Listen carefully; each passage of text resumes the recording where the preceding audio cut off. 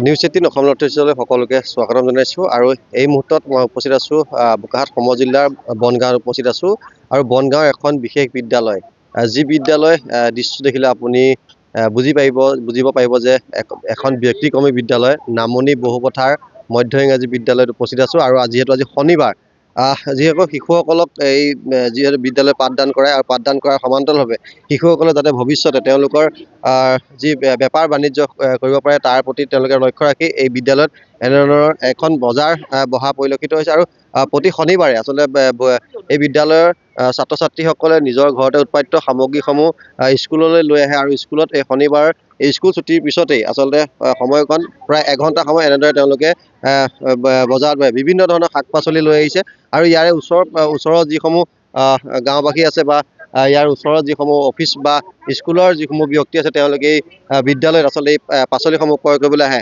এখন ব্যক্তিক্ৰমী বিদ্যালয় এইকাৰণে কৈছোঁ কিয়নো ছাত্ৰ ছাত্ৰী শিক্ষাদানৰ লগতে বেপাৰ বাণিজ্য কৰাৰ যি আৰ্হি সেই আৰ্হি এই বিদ্যালয়তে তেওঁলোকে শিকায় আৰু মোৰ লগত এগৰাকী শিক্ষক আছে মই তেওঁৰ পৰা জানিব বিচাৰিম কিমান দিনৰ পৰা আপোনালোকৰ এই আমি এইটো নতুনকৈ লৈছোঁ পদক্ষেপটো ছাত্ৰ ছাত্ৰীক সমান্তৰালকৈ শিক্ষাৰ লগতে আমি এই যি সাপ্তাহিক বজাৰ তাৰ যোগেদি আমি ছাত্ৰ ছাত্ৰীক গণিতৰ ধাৰণা আৰু আজি বজাৰৰ যি চাহিদা সেই সম্পৰ্কে দিয়াৰ উপৰিও আৰু সকলো বৃত্তিকে যে সন্মান প্ৰদৰ্শন কৰিব লাগে আৰু বৰ্তমান প্ৰতিযোগিতা দিনত ছাত্ৰ ছাত্ৰীয়ে যাতে অকল মানে পঢ়ি শুনি যে চাকৰি এটা যে কৰিব সেইটোৱে নহয় যে আগলৈও তেনেকুৱা ধৰণৰ এটা বৃত্তি অৱলম্বন তেওঁলোকে ল'ব লাগিব সেই সকলোবিলাক দিশ আমি আগত লৈ তেওঁলোকক লৈ যোৱাৰ এইটো এটা আমাৰ প্ৰয়াস হয়।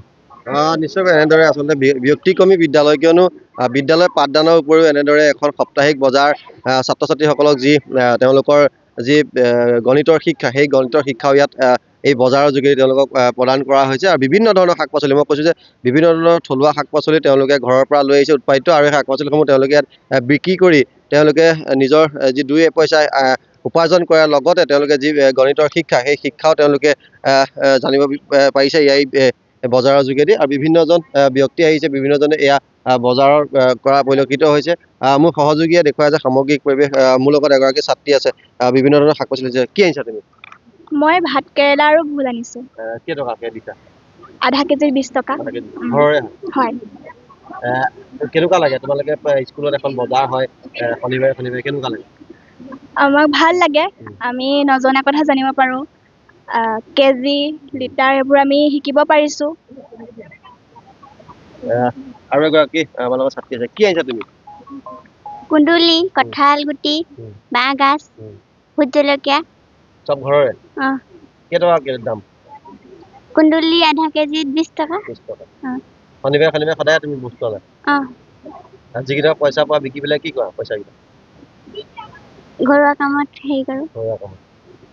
নিশ্চয়কৈ এনেদৰে আচলতে ছাত্ৰ ছাত্ৰীসকলে বিভিন্ন ধৰণৰ শাক পাচলি ফল মূল আদি বিভিন্ন ধৰণৰ বস্তু আনিছে আৰু এইখন ব্যক্তিক্ৰমী বিদ্যালয় এইটো কাৰণে কৈছোঁ বোকাখাটৰ এই বিদ্যালয়খনে আচলতে যি যুৱ প্ৰজন্ম আছে যাৰ ভৱিষ্যত আছে যি বিদ্যালয় পাঠদান কৰাৰ উপৰিও আচলতে তেওঁলোকে যাতে ভৱিষ্যতে তেওঁলোক এজন যি ব্যৱসায় বাণিজ্যৰ ক্ষেত্ৰত লগতে তেওঁলোকে আগবাঢ়ি যাব পাৰে তাৰ বাবে সুন্দৰ নিদৰ্শন দাঙি ধৰা পৰিলক্ষিত হৈছে। আপুনি বিচৰা বাতৰি পাব কেৱল নিউজ 18 এপত। নিউজ 18 এপ ডাউনলোড কৰিবলৈ স্কেন কৰক এই QR কোড। গুগল প্লে ষ্টৰতো পাব এই নিউজ 18 এপ।